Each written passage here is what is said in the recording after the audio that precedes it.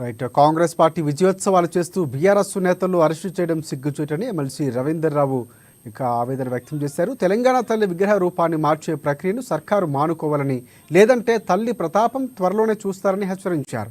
తెలంగాణ తల్లి విగ్రహాన్ని మార్చి తెలంగాణ రాష్ట్రాన్ని ఆంధ్ర ప్రజలకు అమ్ముతారంటూ రవీందర్ రావు నిలదీశారు.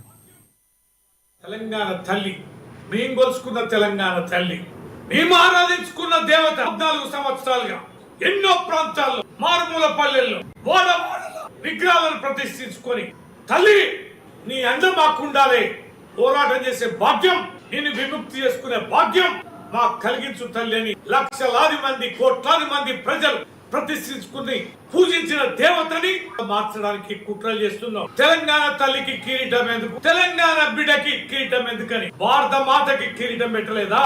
భారత మాత విగ్రహానికి ఏముంది? తెలుగు తల్లి విగ్రహానికి ఏముంది?